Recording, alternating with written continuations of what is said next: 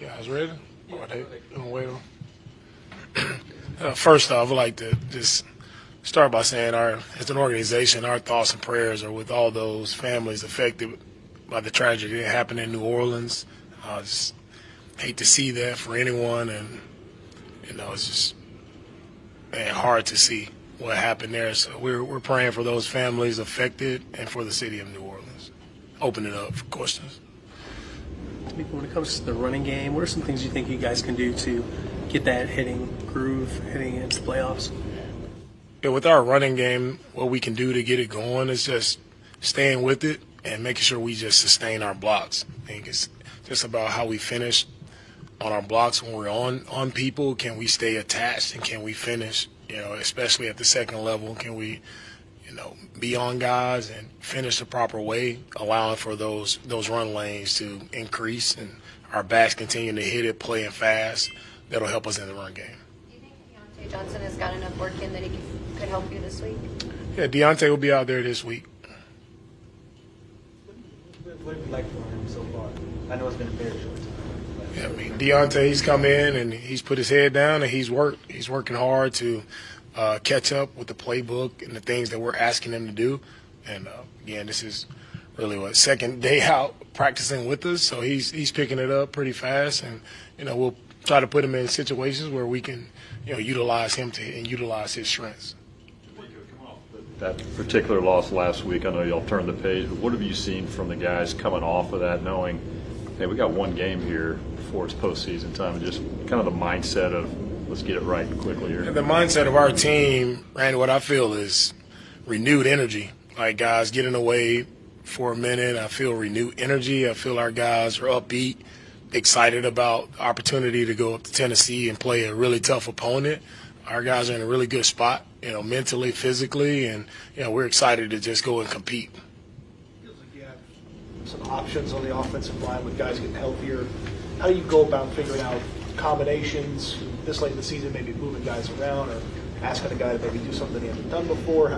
What kind of goes into that decision making? Yeah, with our offensive line, just having Shaq out for the amount of time that he's been out, we'll continue to move guys around and see what combination works best for us. So we'll see different guys in different spots, and still just trying to make sure we get our best guys out there to help us. We play well when we play well up front on both sides of the football, right? Football is won always up front, and so we'll continue to mix guys up there, try to solidify protection, run game, all those things. If those guys play well, everyone around them plays well. You kind of determine how long your stars will be out there, or do you just make them play a majority of the game? We'll see how the game goes. Do you have a plan for Aziz coming back from the suspension?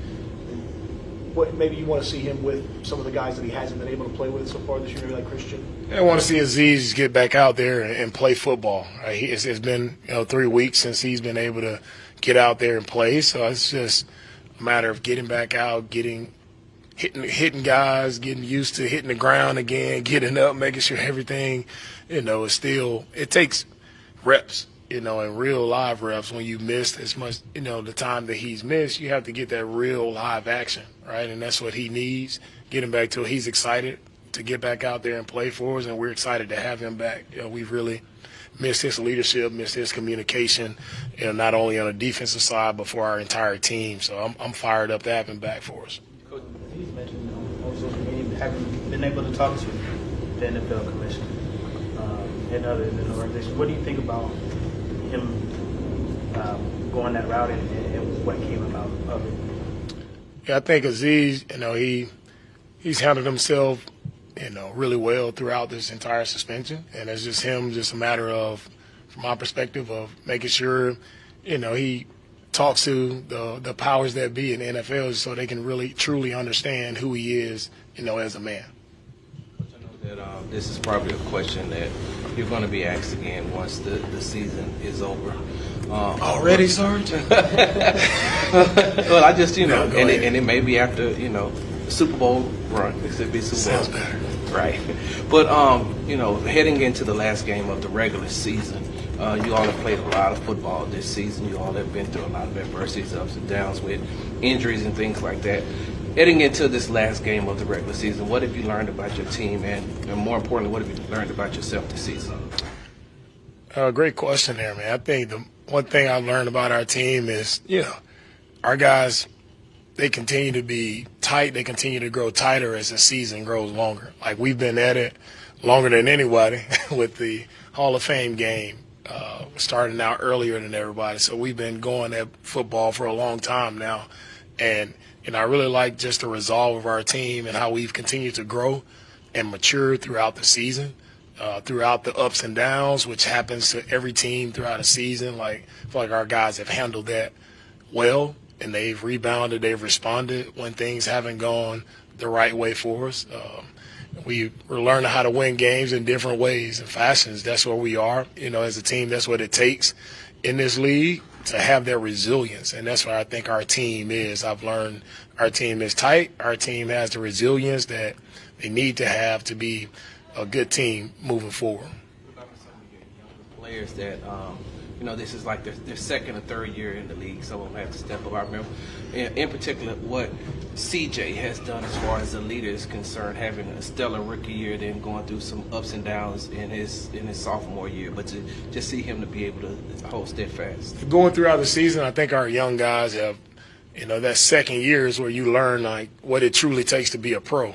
And those things are not only on the field, but off the field. Like, what are you doing? How are you conducting yourself when you're away from the building? Like, what does it take? Preparation when you're here in the building. I think that second year, third year, that's when guys truly get, their routine of what truly works for them.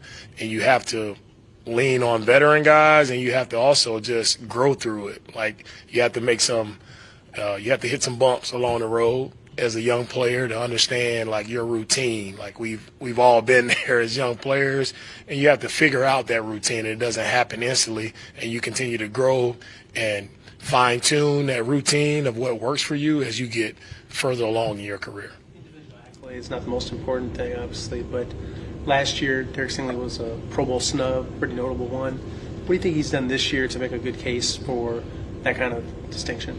Stingley has played good ball for us. He's made a lot of plays, taking the ball away.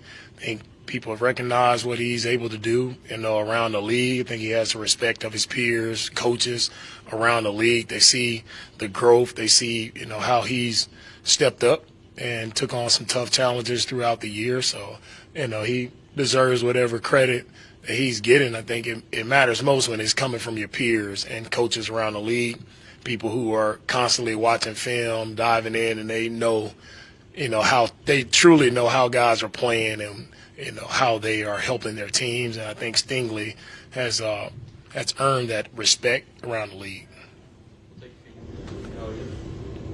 Oh, good. See ya.